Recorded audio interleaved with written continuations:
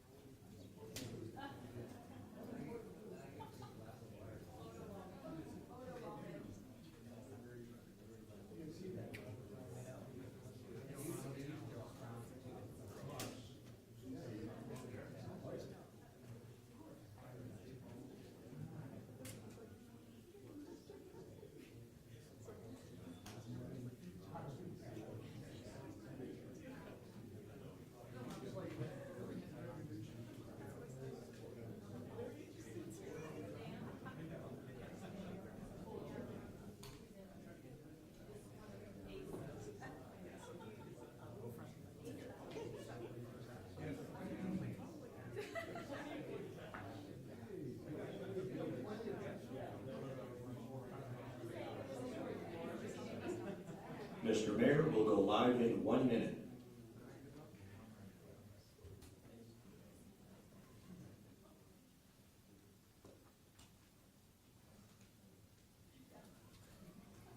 I have never done a press conference before, so go easy. We're live in 30 seconds.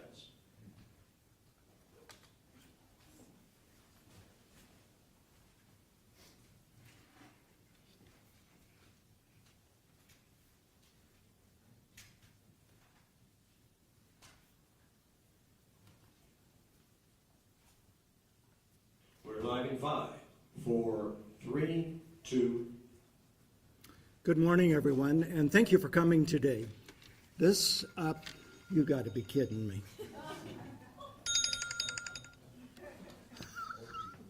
Well, that was real classy. This this meeting today, or this conference, press conference, is mainly because I wanted to, number one, share with you that we are the same city that we were last week. And that city is a city that respects everyone, that welcomes everyone, that it accords the basic human rights to everyone. And we are not a city that wants to discriminate. We are not a city who wishes to bring any hurt upon anyone. So it's important, because Coeur d'Alene has experienced that before. We're not going back to the days of the Aryan nations. We are past that, and we will do everything we can to make sure that we continue to stay past those kinds of problems. If you were around in those days, or if you recall, with the help of a lot of citizens in this community and the Southern Poverty Law Center and other groups, we were able to completely rid ourselves of that group and the kind of awful culture that they were trying to present to our community. We are a culture of love, of kindness, and we will continue to be. Now, this morning, if you're expecting a lot of breaking news, I'm sorry, you won't get that. What you will get is an opportunity to visit with me and with Chief White regarding the situation as to where we are right now. And with that, I'd like to turn it over to the Chief.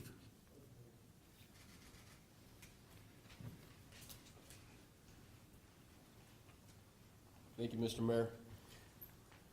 I don't have any new information to provide to anybody this morning. We've been receiving a number of comments, though, and questions that maybe I can address before we start getting questions individually.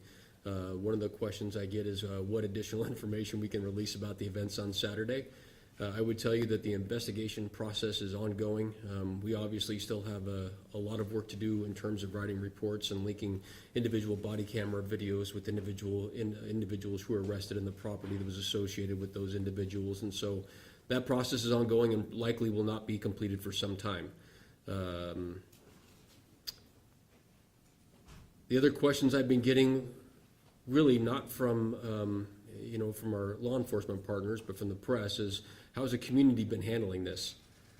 I will tell you that I had one of our captains assigned to listening to all the phone calls this morning, and of the 149 calls that we know of so far that have come in, they're about 50-50 split between individuals in our community who are happy to give us their name and tell us that they're proud of the work that we did, and they're happy to be a part of this community, and the other 50% who are completely anonymous and who want nothing more than to scream and yell at us and use some really choice words, offer death threats against myself and other members of the police department merely for doing our jobs. Those people obviously remain anonymous and don't tell us where they're from, although we had a call as far away as Norway. I think it's my impression so far that the majority of the supportive things that we're receiving are coming from members of our community, which, as Mayor Hammond just spoke about, is a fantastic place. And then we obviously have the hate groups from outside that are giving us their opinion as well. With that, like I said, I don't have any new information to present, but I will stand for questions. Before you do ask questions, if I can interrupt for just a moment, I failed to recognize Chief White and his staff for the excellent preparation that they did prior to this gathering on Saturday.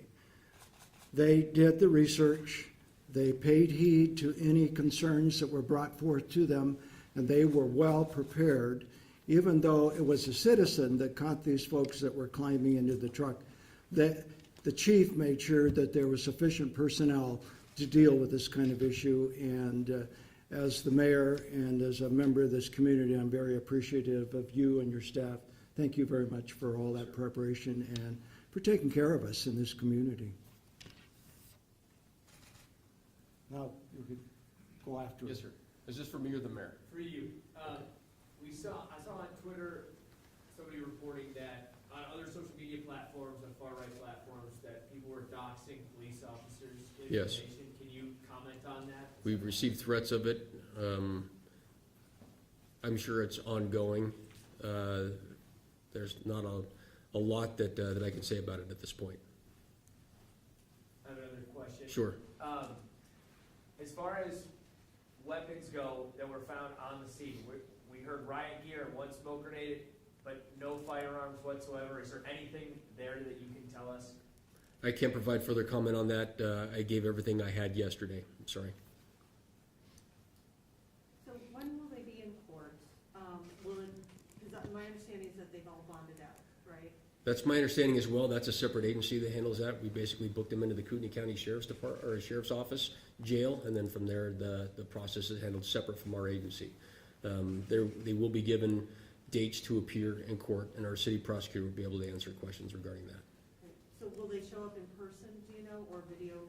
I can't answer that, ma'am. That's got to go to the city prosecutor. Yes, sir? Was the police department familiar with this particular group before Saturday, and to what extent, if so? You know, we hadn't had any issues with that group here previously. There were a number of us that were aware of this group because of you'd seen a video online, or it would be mentioned in relation to another subset of a hate group in this area or something of that nature. But I had never seen that type of activity in this area in my 8 years working for this police department. Yes, ma'am. Can we get the 911 calls that were made or calls that were made to you guys up? Sure. The reports and the body camera video and everything else will be made available as soon as we can. Obviously, there's a process that we have to go through first, and once the prosecutor is set for that to happen, then all that will be released. Is it possible to at least get in touch with the person that made the call so we can reach out to that person? No.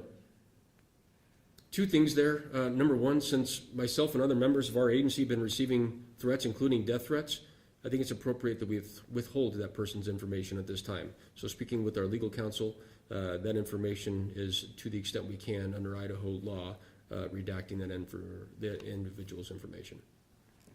Yes, sir. At what point leading up to the event this weekend was any intelligence in the police department that you had regarding the Patriot Front, and at what point did the feds contact you and partner up in that regard? So we didn't have any information about Patriot Front coming prior to the individual caller who called us on Saturday. We had information that there were, anytime you have an event like this, there's opposing groups who decide to make some threats. We were taking each of those threats, not only on its face, but also we take them seriously, even though some of them appeared to be just anonymous internet stuff. So we staffed the event appropriately. We had some information that there might be some individuals who are loosely affiliated with some of the groups who were planning to protest the Pride event that day, and so we were adequately staffed for it. But we didn't have any intelligence that there was going to be a riotous group coming to this event prior to the 911 call we received. Just a follow-up question on that, sir. Are you with the media, sir? I'm not. I'm a citizen. Okay, I'm going to ask the media Just one questions here follow-up first. question, sir. Online, there was an officer of yours that was filmed stating that there was information and embedded feds or informants within that group. Is there any veracity to that? It was an officer of yours that made that statement on the scene. No, I think you're completely mistaken. So let me be very, very clear. Let me be very clear here. These were not law enforcement officers that we arrested. These were members of the hate group Patriot Front. These were not Antifa in disguise, nor were they FBI members in disguise. That wasn't my question, sir. My question was regarding the video that's showing online of one of your officers making the statement, contrary to what you're saying, that you were aware that there was embeds and so on and so forth. I'm not making an assertion one way or the other. I'm just simply suggesting that when you come to a press conference and you're making a statement one way, and this video isn't something that was been ginned up in some conspiracy manner. It's actually someone who videoed an officer of yours on the scene. Okay, so two things. Number one, I have not seen the video and the comments that you're speaking about because I have not heard that comment made in any of the videos that I've watched regarding that incident. I was on scene of the stop the entire time. My body cam video will be available once it's appropriate, once everything's being released. You're not going to hear that comment coming from me or any of my command staff, so I'm not sure where that comment came from. Well, and secondly, hang on. Since this is a press conference, I'm going to ask you to be quiet, and I'm going to answer questions from the press at this point. Yes, ma'am. So as a misdemeanor, conspiracy to riot, what are the possible penalties for that? And is your department working on other charges other than conspiracy to riot? The charges should be the penalty should be outlined in Idaho code. I don't know what those are off the top of my head without going back and referring to the code and reading them, but we can certainly give that question to our city prosecutor's office for him to answer for you. And other charges? The investigation, like I said, we still have so much paperwork to go through, and we just got done executing a number of search warrants on the U-Haul and then some other vehicles that were seized, and so that we still have a bunch of work to do. I can't comment further on the investigation process at this point. Yes, ma'am. Do you have any comment on why the bond was so low, $300? There's a bond schedule that's established by the courts. We don't get to choose that, so that would be a question for the courts. Yes, ma'am. Was there any correlation between the group that you guys, found in the van versus some of the people that were out at the event with weapons? I can't speak to that. I don't have any information one way or the other. Yes, ma'am? Just to clarify, did you mention that other vehicles were seized in addition to the U-Haul? There were. Yes, ma'am. Can you tell us how many? No, ma'am. Can you identify which press you're with when you ask your question, please? Yes, sir. Alex Peebles, KHQ, Spokane. Is the FBI involved in the investigation in any way at this point? The FBI, we had an FBI member in our command post that day, just because we think it's important to bring all our agency partners. We had just the one person from the FBI. We had some members from the Coeur d'Alene Fire Department, of course. We had some liaison work that was going back between us and the Parks Department and the Streets Department for issues that might arise. They weren't in the command post all day, but we were certainly in contact with them. We had members from the Kootenai County Sheriff's Department and the Idaho State Police all in the command post.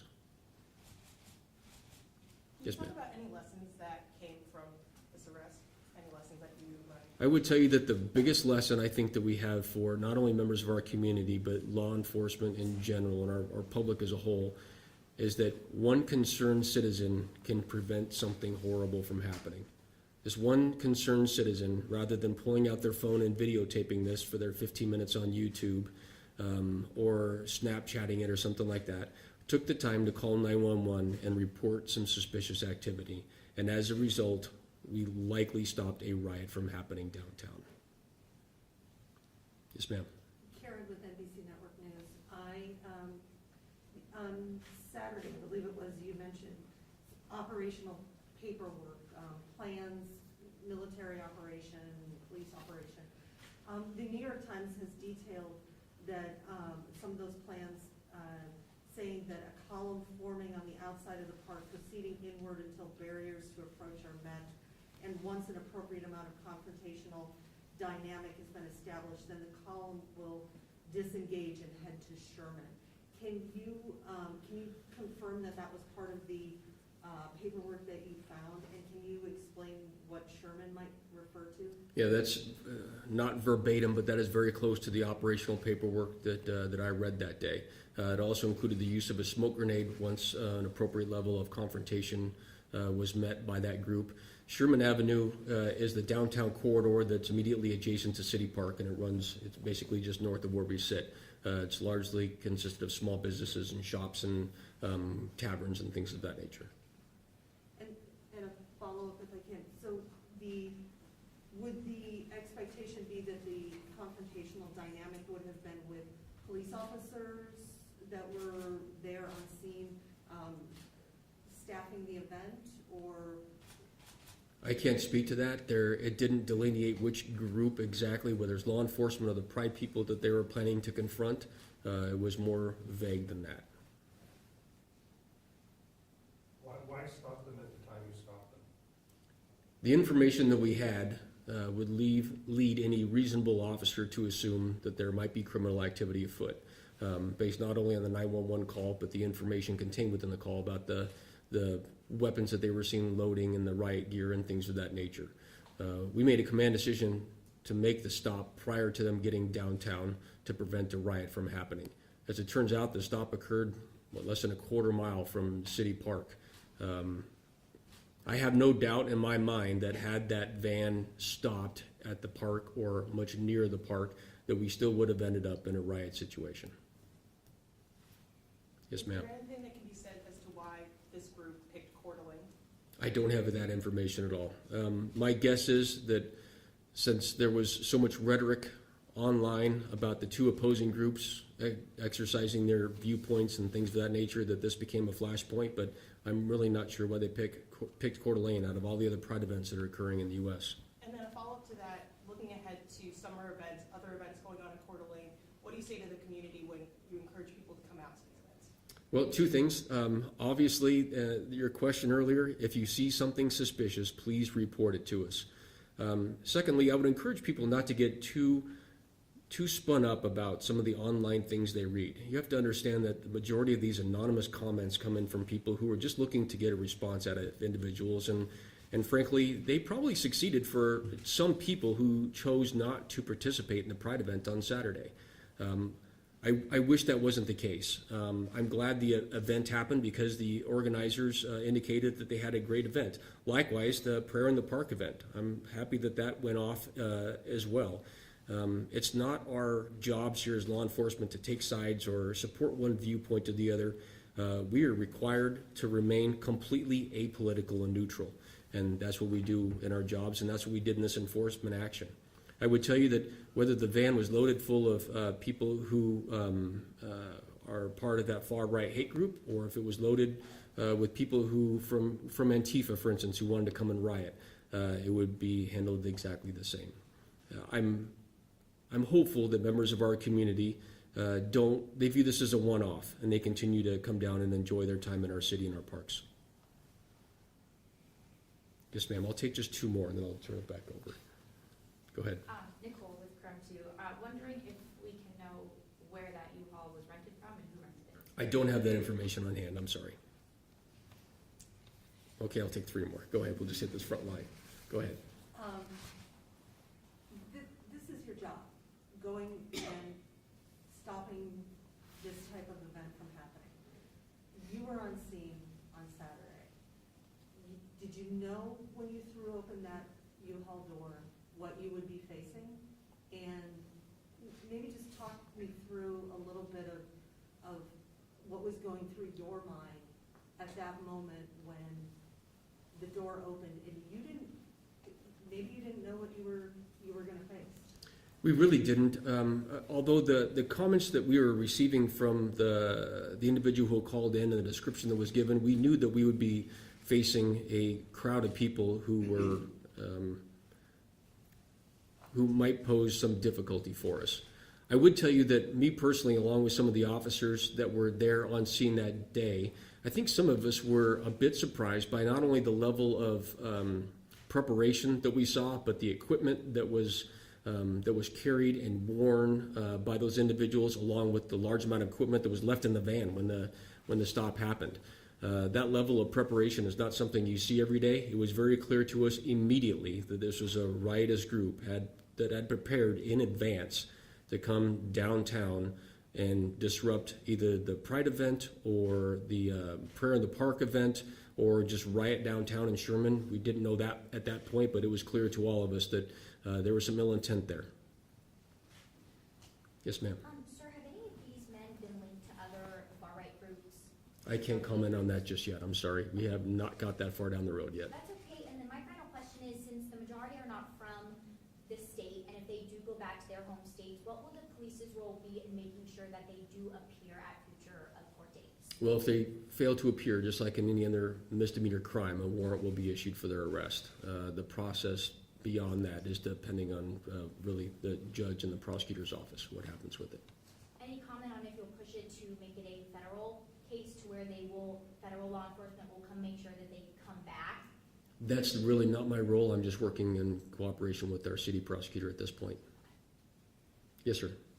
So as you look ahead for 4th of July, Heart of the Green, and the others, does this elevate your threat level for summer gatherings this year? We were prepared for a pretty busy summer anyway. We have just about all of our staff working not only for Coeur d'Alene next weekend, but obviously a great number of our officers working for the Ironman event that takes place the weekend after that. And per usual, everybody who works in the city of Coeur d'Alene as a police officer works 4th of July. Our planning might be changed a little bit from what it was last year, but even last year, we were prepared for as much as we could be for a difficult day. Thank you, everybody. Mr. Mayor? Thank you, Chief White. I think it's very important, because of your question, that we emphasize that Coeur d'Alene is a safe city. And that isn't just the mayor saying that. I can document that with all the evidence that's provided by our police department in terms of the statistics and the reports of every activity that they're involved in. And we are still a very safe city. As a resident of this community, I feel very safe anywhere in this community. And with that, I want to thank you very much for coming and visiting with us today. Thank you.